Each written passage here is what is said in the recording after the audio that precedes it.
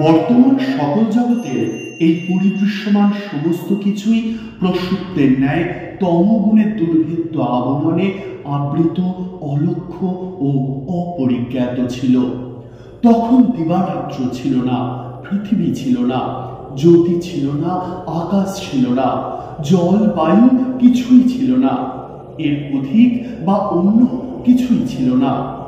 থাকিবার মধ্যে সূক্ষ্ম, নিত্য, অতীন্দ্রিয়, অব্যক্ত, অবিশেষণ, অদ্বিতীয় জ্ঞানময় এক পরম ব্রহ্ম নিরাকার রূপে বিরাজিত ছিলেন। সৃজনবিলাসায় সেই অদ্বিতীয় পরম ব্রহ্ম সর্বগত সনাতন প্রকৃতি পুরুষ ও জগৎকারণ অখণ্ডকাল নিজ মধ্যে শিব ও শক্তি এই দুই ভাবকে একাকার করিয়া প্রকৃতিকে বিক্ষোভিত করিয়া স্বপ্রকাশক শক্তি বলে নিরূপম ভাষ্যরূপে বা আদ্যারূপে প্রকাশিত হন।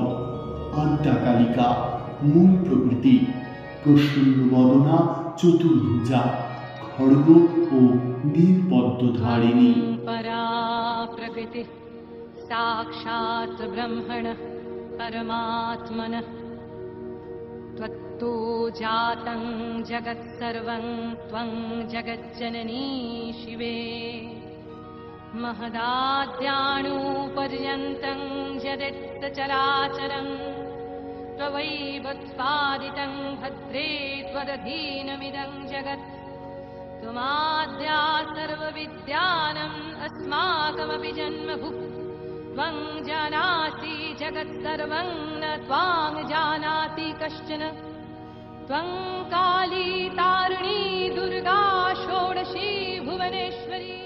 অতঃপর আদ্যাদেবী সৃষ্টি করিবার অভিপ্রায়ে অনন্ত কারণ সমুদ্রের রচনা করিলেন। এরপর তিনি এক থেকে বহু হইবার ইচ্ছা প্রকাশ করিলেন। এক অহং বহুশ্যাম। দেবী নিজ মধ্যস্থ শিব তত্ত্বকে তাহারই প্রতিবিম্ব হইতে এক নবীন পুরুষ শরীর প্রদান করিলেন, মহাকাল।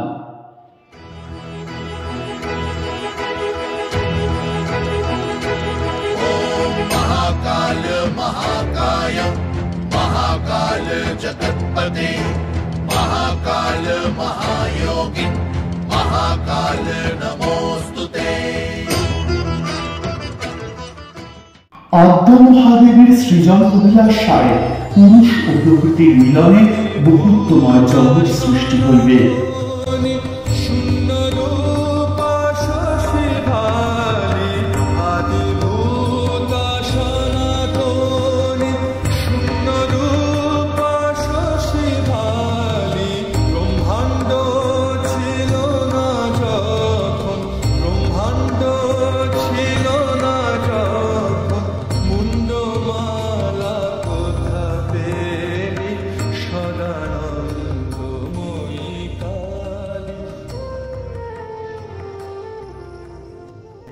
আদ্যা মহাকালী ও মহাকালের মিলনে বিপরীত রতি প্রভাবে মহত্তত্ত্ব উৎপন্ন হইল। মূল প্রকৃতি নিজ ইচ্ছাক্রমে মহাকালের শরীরকে ত্রিধা বিভক্ত করিলেন। সৃষ্টি হইল ত্রিবিধ অহংকারের, সাত্ত্বিক, রাজসিক ও তামসিক। শরীরের ঊর্ধ্বভাগ চতুর্ভুজ কমল কেশর সন্নিভ পুরুষ শরীরে পরিণত হইল।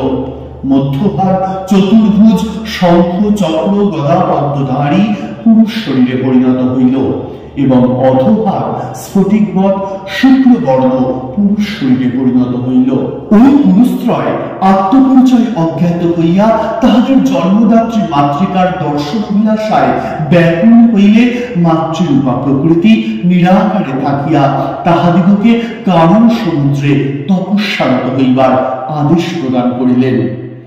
বহুকাল ব্যতীত হইবার পর দেবী ওই পুরুষ দিগের পরীক্ষা লইবার নিমিত্তে এক করাল রূপ বা গলিত সব রূপ ধারণ করিলেন। ওই করাল রূপে দেবী প্রথম পুরুষের সম্মুখে আসলে তিনি দেবীকে চিনিতে ব্যর্থ হন। দেবীর করাল রূপ দেখিয়া ঘৃণাবোধ করিলে চতুর্পাশে দৃষ্টি নিক্ষেপ করিতে করিতে তিনি চতুরানন হইলেন। দেবী ওই পুরুষকে প্রদান করিলেন রাজস্বিক গুণ। আরক্ত বর্ণ, চতুর্ভুজ, চতুর্মুখ ওই পুরুষের নাম দিলেন ব্রহ্মা। দেবী তাহাকে আদেশ করিলেন সৃষ্টি রচনা করিবার। বিরঞ্চিদেব সৃষ্টিকর্তা ব্রহ্মা। यदन्धेन तमसावृतम् अभिव्यनग जगदिदं स्वयं ज्योतिस्वरोचिषा।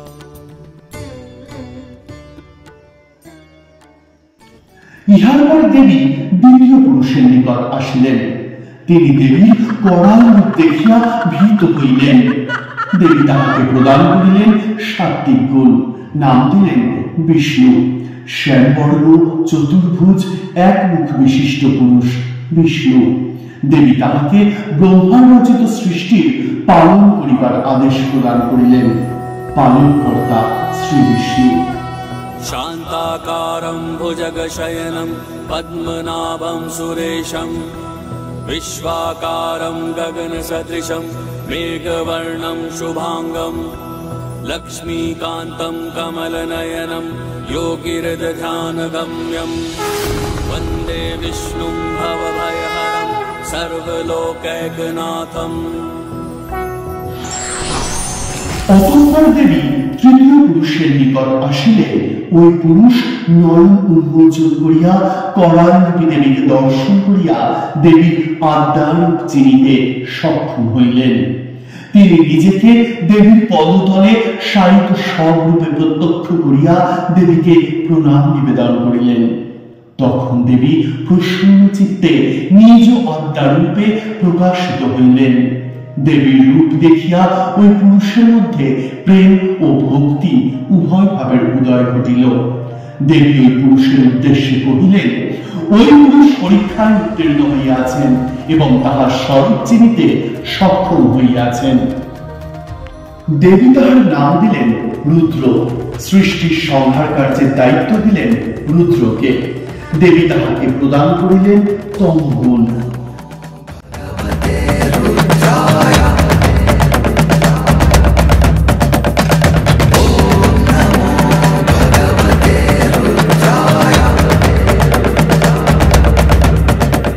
ত্রিদেব নতমস্তকে প্রণাম নিবেদন করিলেন। দেবী ঘোষণা করিলেন, ত্রিদেবের মধ্যে রুদ্রই হলেন শ্রেষ্ঠ। দেবাদিদেব মহাদেব, তিনি আদ্যা দেবীর পূর্ণ শিবতত্ত্ব। তিনি তপবলে আদি অষ্টপাশ হইতে মুক্ত হইয়া দেবীর পদতলে স্থান গ্রহণ করিয়াছেন। কেবল তিনি দেবীর অবিভক্ত পূর্ণ স্বরূপকে ধারণ করিতে সক্ষম। অতঃপর ত্রিদেব দেবীর নিকট জিজ্ঞাসিলেন, কি শক্তিতে তাহারা দেবীর দেওয়া সৃষ্টি, পালন ও সংহার কার্য সম্পাদন করিবেন? ত্রিদেবের সৃজন কার্যে সহায়ক রূপে তাহাদের শক্তি প্রদান হেতু প্রকৃতি রূপা আদ্যা দেবী নিজেকে ত্রিশক্তিতে প্রকাশিত করেন। তামসিক, সাত্বিক ও রাজসিক শক্তি। পরম দেবী হইলেন আদিম স্রষ্টা, যিনি নিরাকার চেতনা। এই ত্রিদেবী হইলেন তাহার প্রধান স্বরূপ। সমস্ত জীবন ও বস্তুর তিনটি সহ অস্তিত্বশীল ও সহজাত প্রবণতা বা গুণাবলী থাকে, যাহার ভারসাম্য একটি জীব ও বস্তুর প্রকৃতিকে চালিত করে। তামসিক শক্তি হইলেন অন্ধকার এবং ধ্বংসাত্মক, অর্থাৎ কালী, যিনি সংহার কার্যে রুদ্র বা শিবের চালিকা শক্তি। তমগুণময়ী কালিকা। পরবর্তীতে লীলা সম্পাদন হেতু আবার তিনি সতী ও পার্বতী রূপে শিবের ঘরণী, যিনি পূর্ণ ব্রহ্ম স্বরূপে শিবের সহিত মিলিত হইয়া সৃজন কার্য সম্পাদন করেন।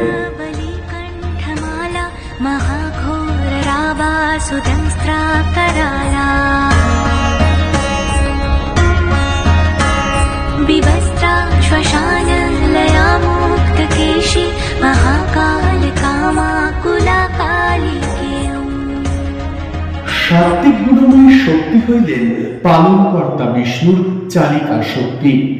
সাত্বিক হইল আলো এবং সাধনা, যিনি একাধারে মঙ্গলময়ী এবং ধারক অর্থাৎ শ্রী।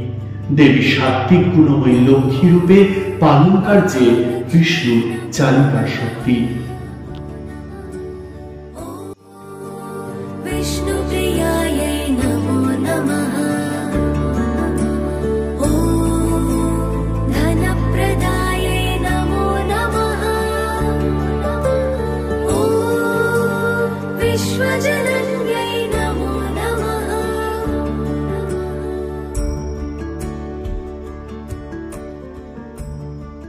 সৃষ্টিকর্তা ব্রহ্মার চালিকা শক্তি হইলেন রাজসী গুণময়ী, অর্থাৎ সৃজনশীল এবং সক্রিয়।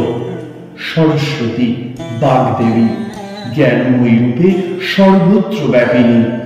ওম ভুবঃ স্বাহা। বিশ্বব্রহ্ম প্রকাশ তাহারই জ্যোতিতে, তাহার হৃদয়স্থিত আলোক বর্তিকা প্রজ্বলিত হওয়ায় জমাট বাঁধা অজ্ঞান অন্ধকার দূরীভূত হইয়া যায়। এই জ্যোতি জ্ঞানী ব্রহ্মজ্ঞান, এই জ্যোতি সরস্বতী আলোকময়ী, তাই তিনি সর্বশুক্লা। জ্ঞানময় ঈশ্বরের বাক শক্তির প্রতীক বাগদেবী। সর্বোত্তম মহাদেবীর প্রকাশ দেবী সরস্বতী। গতিশীল জ্ঞানময়ী সক্রিয় শক্তি ব্রহ্মার সৃজনের শক্তি সরস্বতী। তমগুণময়ী অন্ধকার রূপ নিরাকার পরম ব্রহ্মের সাকার আলোকময়ী প্রকাশ হইলেন সর্বশুক্লা রজগুণময়ী সরস্বতী। অন্ধকারের উৎস হইতে উৎসারিত আলোর প্রকাশ জ্যোতির্ময়ী সরস্বতী।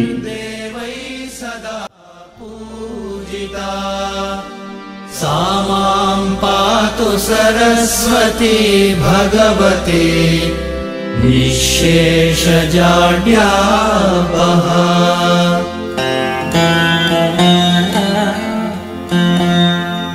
सा मे वसतु जिह्वायां वीणा पुस्तकधारिणी मुरारिवल्लभा देवी सर्वशुक्ला सरस्वती। सरस्वती महाभागे विद्ये कमललोचने विश्वरूपे विशालाक्षी विद्यां देहि नमोऽस्तुते।